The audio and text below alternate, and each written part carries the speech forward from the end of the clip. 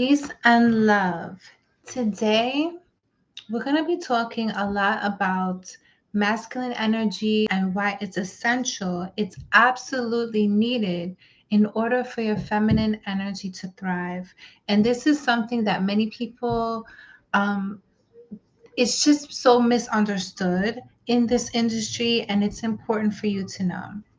So, in my life, once upon a time, I was working, like I said in my last live, I used to work at a psychiatric hospital for children. This was many, many years ago because I had great benefits and all the things. And so the reason why I started to just have this desire to work for myself, I'm such a creative person. I have so much of knowledge. I'm a jewelry artist, I'm a dance artist, I'm a coach. I have all of this training and all of this knowledge, and I wanted to be able to use it and really step into my dharma, step into my purpose. So I started to collab with other people. I started to do events. I started to get traction. I started to create content on Instagram, connect with other people. Then I started getting traveling events. So I would travel to different countries and I would teach dance and I would sell my jewelry. Everything was going beautifully to the point that it was actually time for me to leave the job that I had and to go and pursue my dream, which was to work for myself. So I began to work for myself and I began to very consistently post online, tell people about my stuff, collab with other people, do events, have my own studio. Like I was so consistent and so focused because I dreaded the thought of having to go and work for someone else. It's just not my vibe. It's not my personality. So I was very consistent. Things started to progress, things started to really blow up. In my life, I started to make more money. I started to get more opportunities. I was then traveling internationally, doing events internationally, bringing women together, dancing, waist beats, movement, belly dancing. Like it was just so beautiful. Then I went to Cuba, right? I took a break and I went to my beautiful island of Cuba. And in Cuba, there's not a lot of internet service. So I was basically taking a break from letting people know about my service, letting people know about me. I just detached completely from society and was just basking in Cuban life, being with family, traveling, having fun, dancing, going to misas, tambors, just living my best life. And it's a detachment because there isn't an online presence. There's like one person that you pay at night. It's like an hour of time when you can have internet service per night. It's crazy. So there's this detachment from the online world. And then I was just super like in my feminine, in my flow, dancing, creating, not just being so relished in the moment, being so relished in what was transformed for me and what was just transpiring in the moment. And it's so easy to be in the moment in a place where there's no internet. You could just be, you can just feel, you can just indulge. And indulge, I definitely did. So the point is that I started to indulge so much. I started to relax so much in my feminine, have so much fun, have so much unfolding for me and adventures and all of that stuff. That when I returned to the United States, the sales that I used to have no longer had. The opportunities, the clients, the all the things that I used to have no longer had because I stopped showing up and I stopped showing up in my discipline and doing the things that I needed to do in order for me to thrive. And this is what happens a lot when people, and let me know if this happened to you, when you learn about feminine energy, you're like, oh my God, I love this. Yes, let me just relax. Everything's going to come to me. I'm in my feminine receptivity and I'm just going to receive, receive, receive. And I'm just going to be in my flow and everything's going to work out.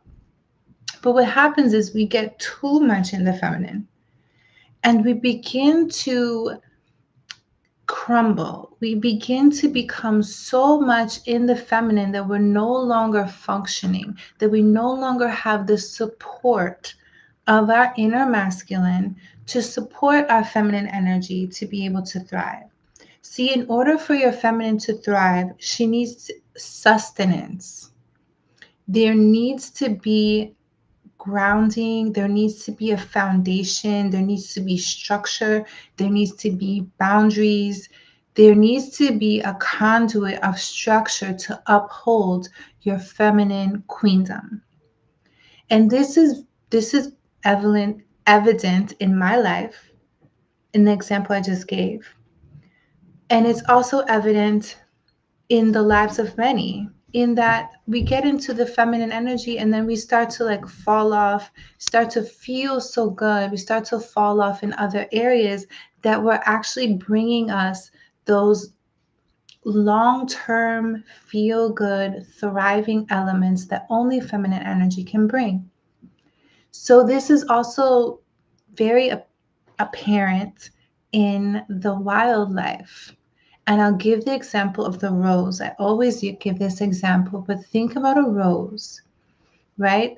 Think about the beautiful petals, the soft, fragrant petals of a rose. Those petals are able to, and that petal, like the actual flower, is representative of feminine energy because it's magnetic, because it's soft, it's tender, it's it it emits a fragrance, so it's just, again, it has that magnetism, it's beautiful, it evokes emotion, it makes you feel deeply. So when you think about a rose, the rose bud, the flower can only thrive because it has a stem, and that stem is deeply rooted in nutrients. That stem and those thorns that are protecting the softness of the rose is the masculine element of a rose. And so all of us need to have a structure. All of us need to have our pointy thorns, which would be our internal boundaries, in order for our feminine to thrive. We need a structure, we need roots, we need grounding, we need a foundation. Without that, think about the rosebud without her stem. She's going to wither, she's going to crumble, she's going to die. She's not going to get the nutrients from the soil. And so it's very important that within ourselves, we create what is called the alchemical marriage. We create a strong masculine structure from within us in order for our feminine energy to thrive. If you're way over in your feminine energy, you get to become feminine energy. Like, there's levels to it. There's the lower vibration, the shadow side of feminine energy, which is like the princess, the maid, the one who is the victim all the time, the one that's causing drama everywhere she goes, the one that can't take accountability, the one who gets all of her direction from outside of her. She doesn't have any inner power, no centeredness. She's just like being influenced by everything external. And then we have the divine feminine. That is the aspect of feminine energy that is connected to our divinity, that's connected to that divine spark that exists within all of us. And when you're connected to your divinity, you then become a conduit. You become a vessel of the divine. And you allow the divine energy to move through you. You become like a temple. And this can only emerge when you have both your masculine and your feminine energy, when you have the masculine structure to support your feminine to rise. So if it's unsupported, if there is no masculine, what do we see in life? We see laziness. We see swimming in emotions, but not having any action, just feeling all the time. It's as if you just want to lay around, eat really good food, and just have orgasms all day. It's not sustainable. It feels good in the moment, but it's not sustainable. Because if you're just in your feminine, and I'm just feeling and I'm feeling and I'm feeling everything, then I might not feel like doing my workout in the morning. I might not feel like working in my business, contacting my clients. I might not feel like refining my approach. I might not feel like doing all of these things that are sustaining my creativity, that are sustaining my art, that are sustaining the way in which I show up, the way in which my feminine energy is allowing me to thrive and really thriving in my body. So it's very important that we find that masculine structure within ourselves. Many women, and this is going back to the lower expression of feminine energy, what many women will do when we're not mature in our feminine energy is they'll look for that structure in another person. And they become the damsel in distress.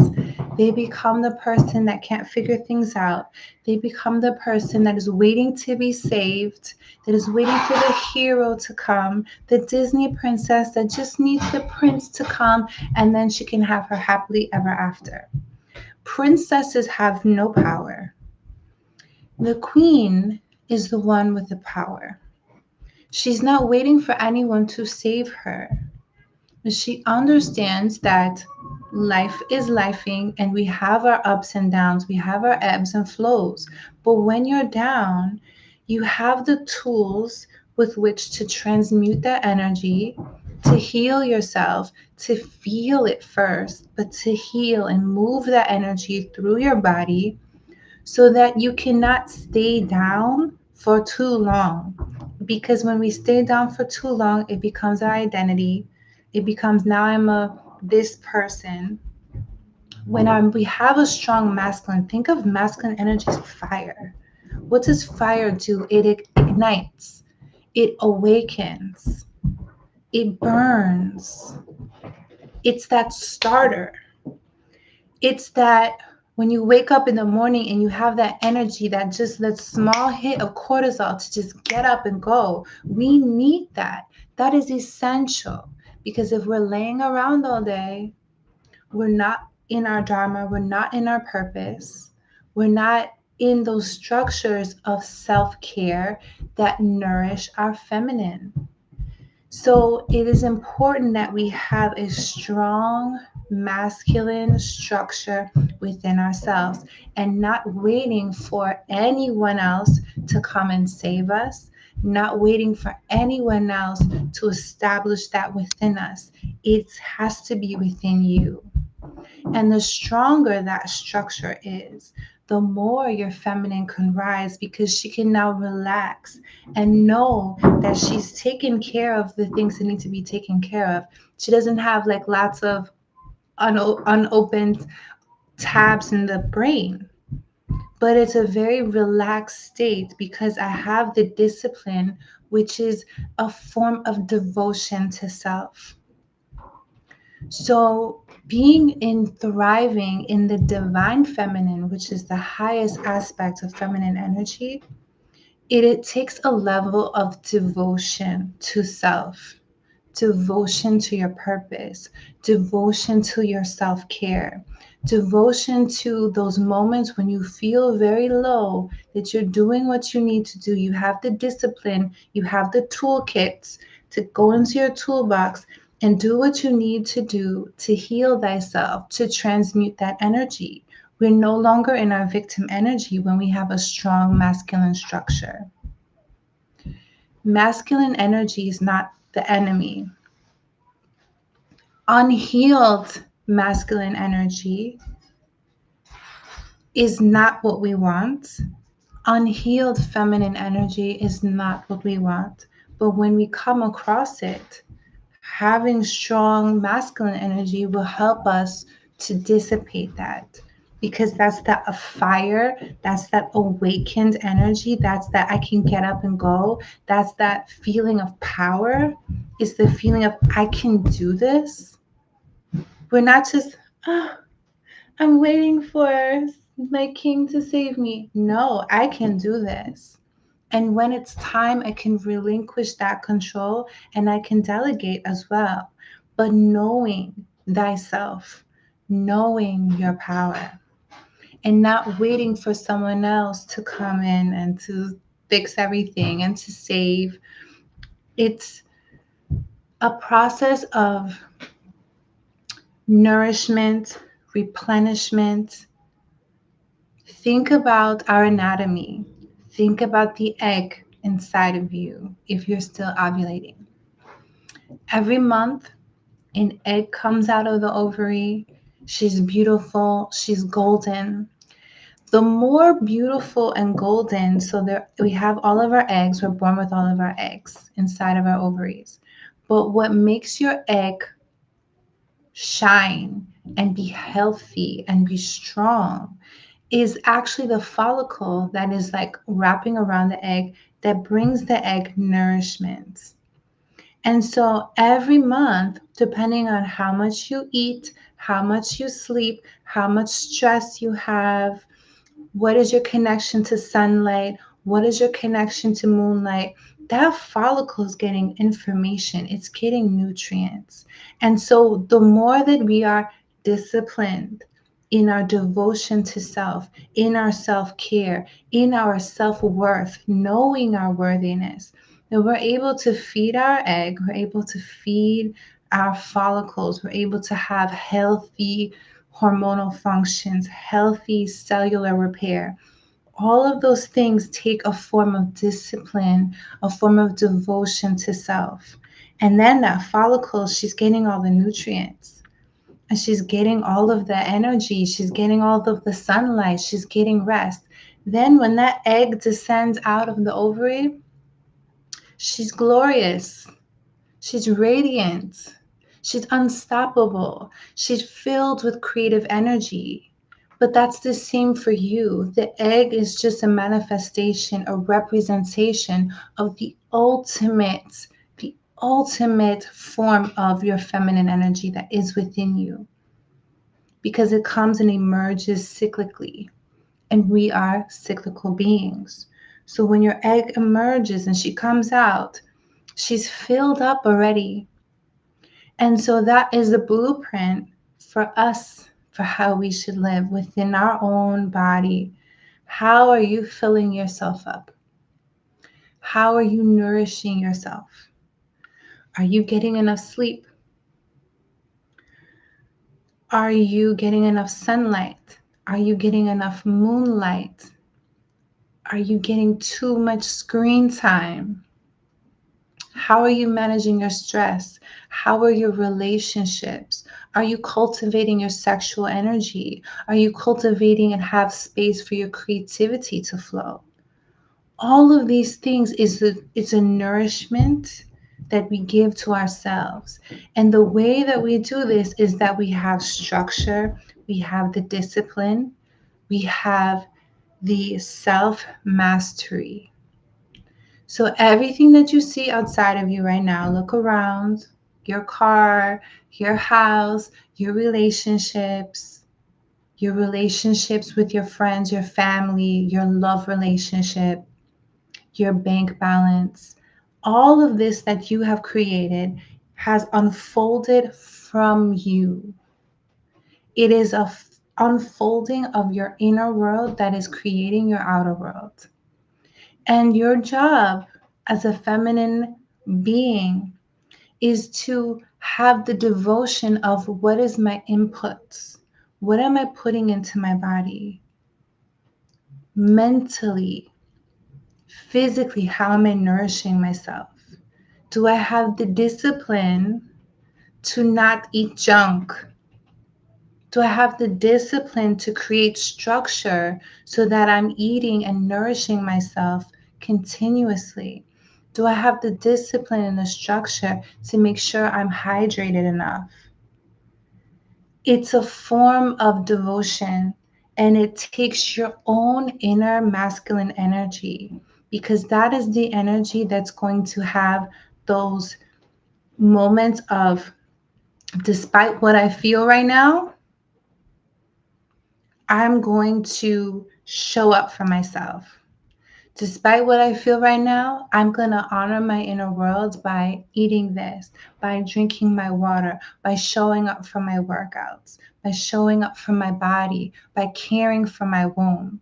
I literally like put my self-care is on it's in my calendar, and it's blocked off, and it's protected. My masculine energy does that. My masculine energy protects my mornings. So my mornings are for myself, for my dancing. I do my belly dancing. I do stretching, self massage. It's all in my calendar. I'm not just gonna, well, I'm not just gonna feel. If I just feel around, then nothing's going to get done. So I create the structure of knowing this is what I need right now. This is how my body thrives. She needs a lot of movement. She needs a lot of hydration. She likes to rest.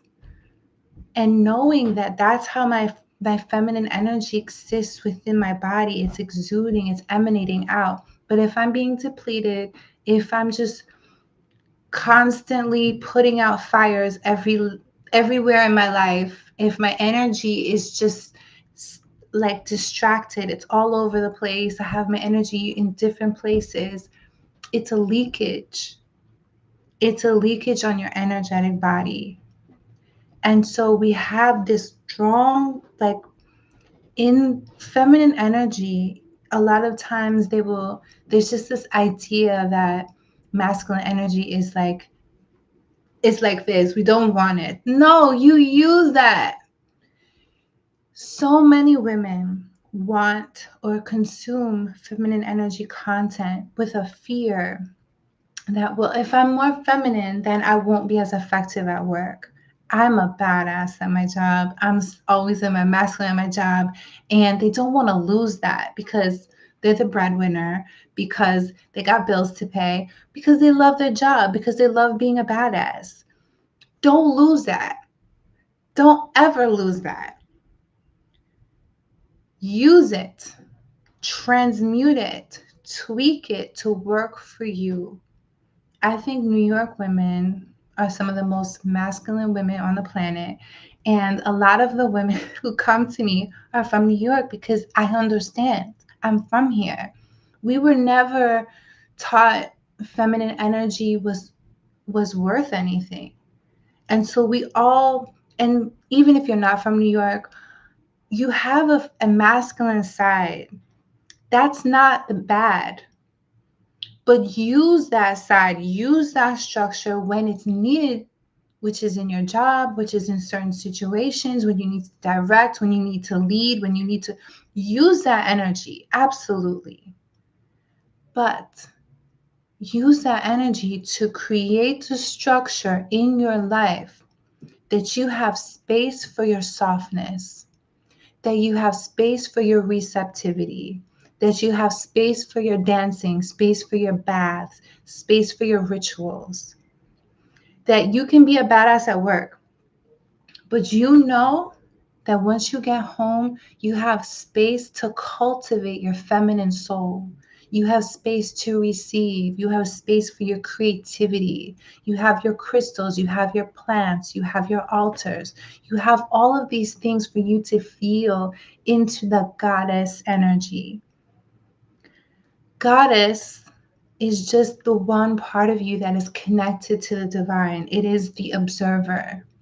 So we can over identify a lot with the thinking part of us, the thoughts that we think, the emotions that we repeat. We can over identify with our career, with all of our accolades, with all of our certifications. We can over identify with our culture.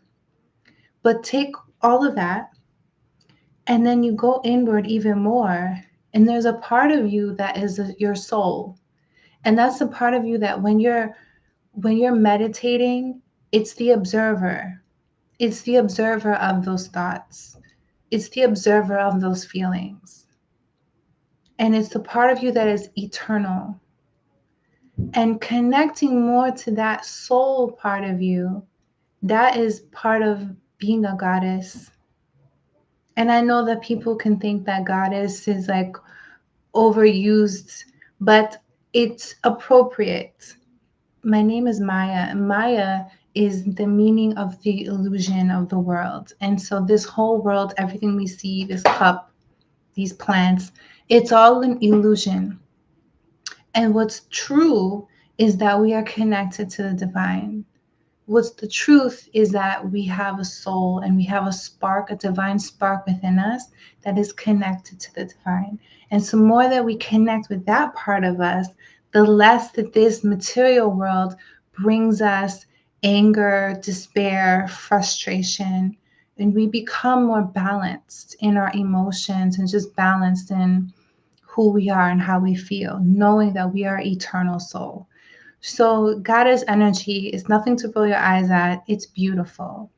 And the more that we tap into that self mastery, the feeling of self mastery, the access to that part of you that is devoted to your purpose, that is devoted to your light, that is devoted to you shining, that is devoted to you showing up for yourself, is a devotion. And so, in order for us to come into this feminine energy emergence, we have to be rooted in the masculine. Because what does the masculine do? I'm going to give you an example of something external. Think about you being on a date with a guy and you have a really cute, expensive dress on, and you have your heels and you have your purse, and you just have you're feeling fabulous. And yeah. And so you're on a date with the guy, and the guy goes, "Oh, let's just park here and we're going to walk through this dark alley to get to the restaurant."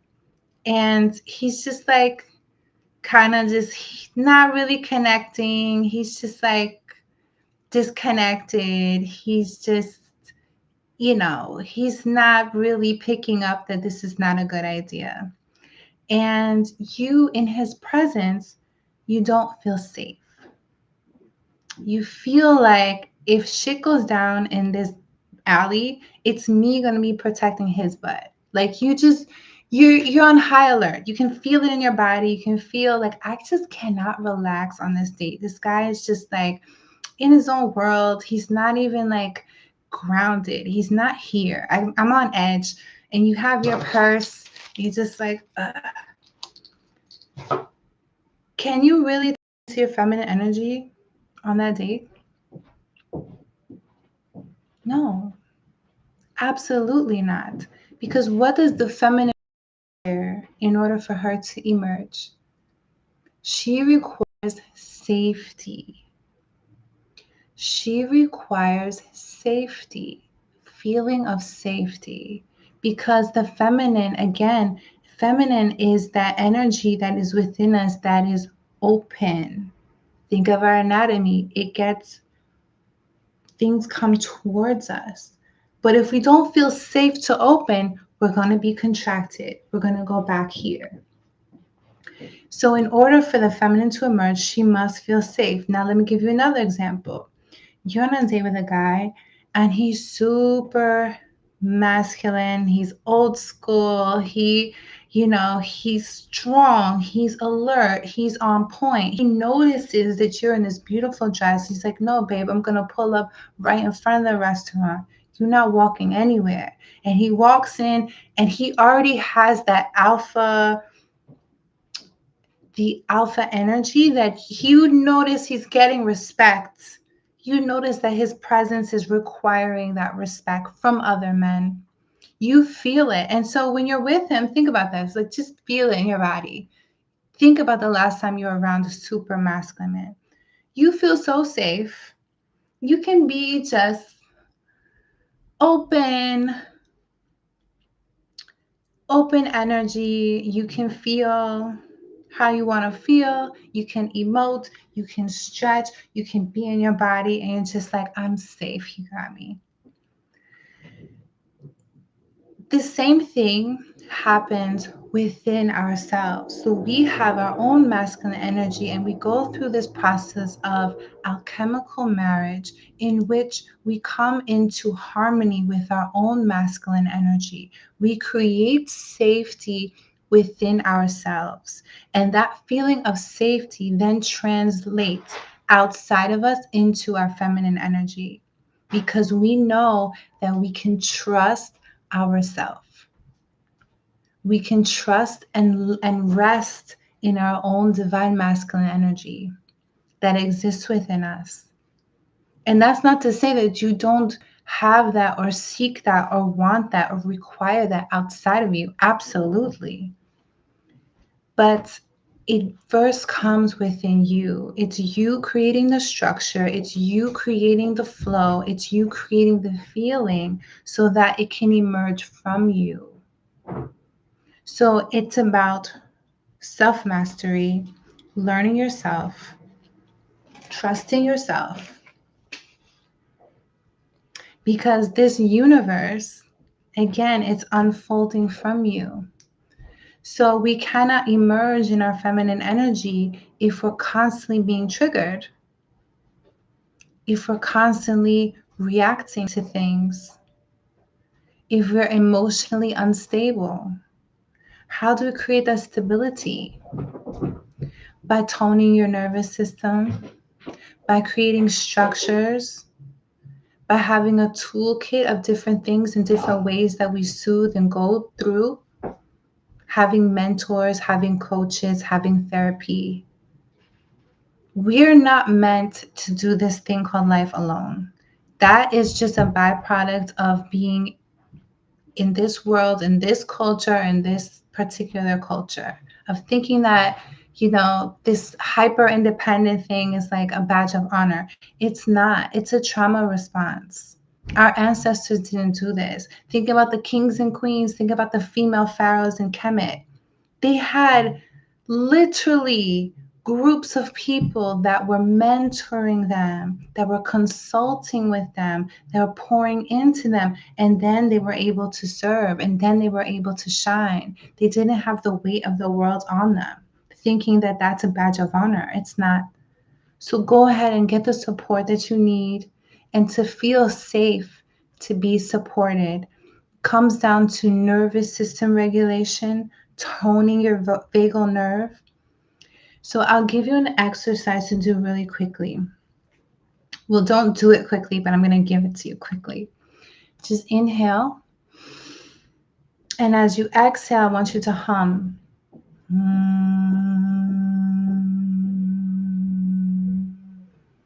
Inhale again. Exhale, just hum. One last time. Inhale. Exhale, hum.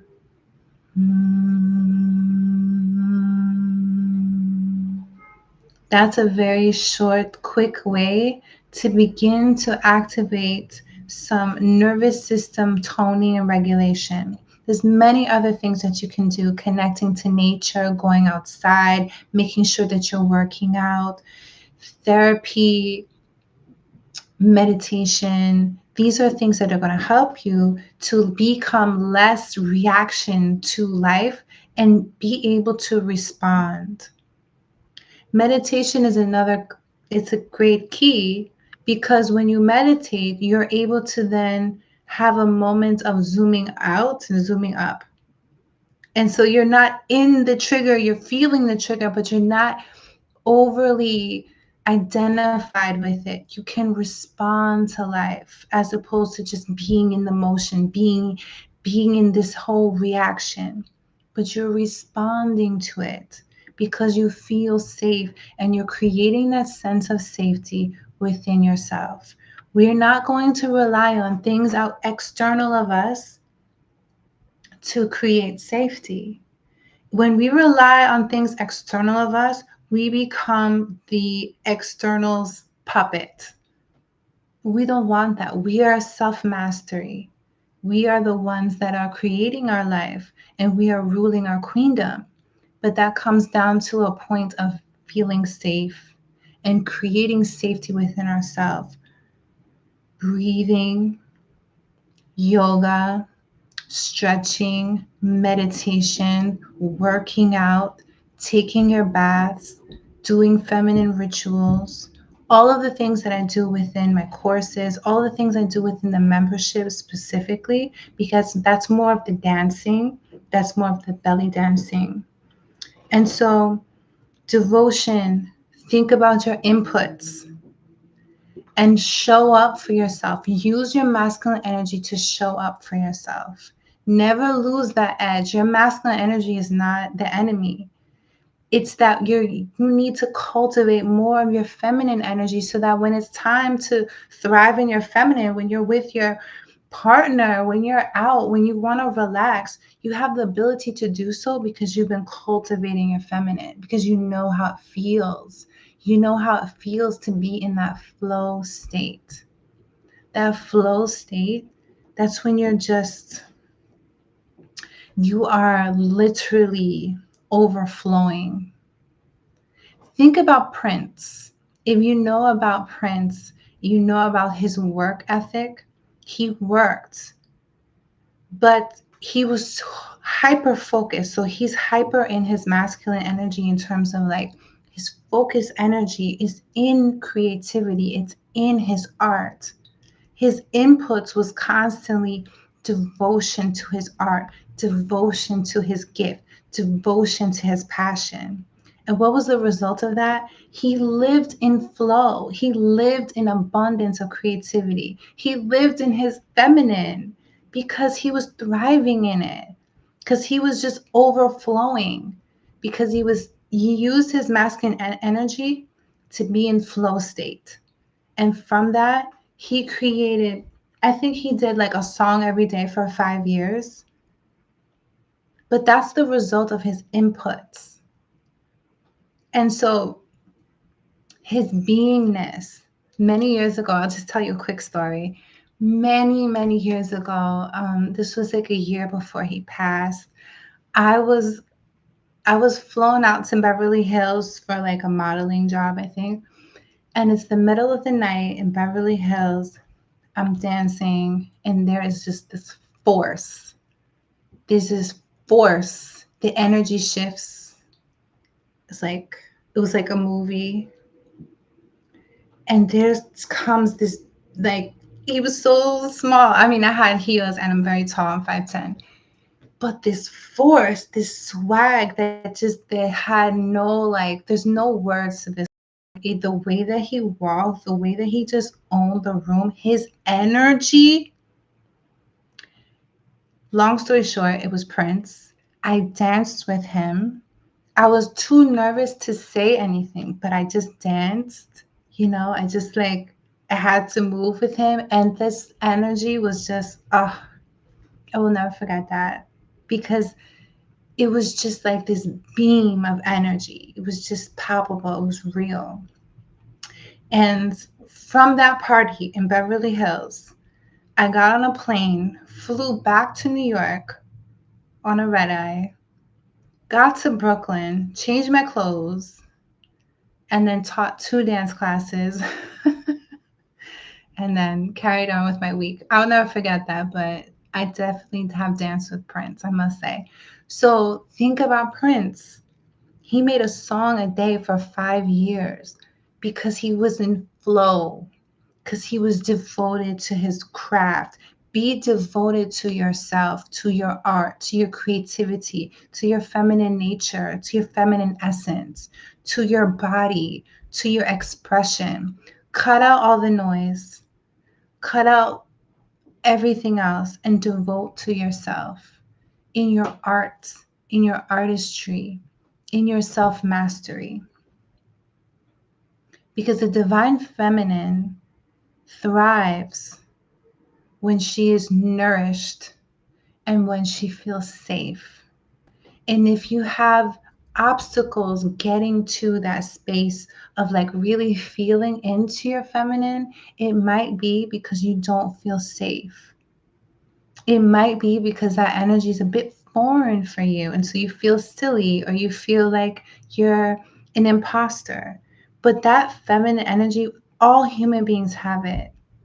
And we can judge ourselves because we're conditioned to think that feminine energy is silly, that it's not worth anything, that it's not powerful, when in fact, it's one of the most potent and powerful energies on the planet. It's misused, it's misguided, it's definitely been suppressed for centuries, but it's potent, it's real, and it exists within you. But it emerges when you feel safe. It emerges when you are nourished, when you are filled up. Think about your anatomy. Our anatomy gets filled up in order to create life. And so it is a process of filling up. It's a process of continuously nourishing ourselves and creating the structure with which to do so. So I hope this helped you. If you have any questions, I'm always here. I have these waist beads that I make that are absolutely beautiful. This is called Rika. This is the one for like money. It has citrine, which is a warming, energizing stone that works with the sun. And it brings creativity, it brings joy, it brings like positive energy. It's a merchant stone. So back in the day, merchants would hold a big piece of citrine and keep it in their money box to bring more money, to bring more clients, to bring more sales. So and it also has tiger's eye. Tiger's eye is for focus. Tigers, think about a tiger. A tiger is not all over the place, but when they pounce, they go. So they're focused, they're calm. It calms your emotions, brings good luck and prosperity. So these are beautiful. They're in the description. The link is in the description, handmade. And I will see you in the next one. Peace and love.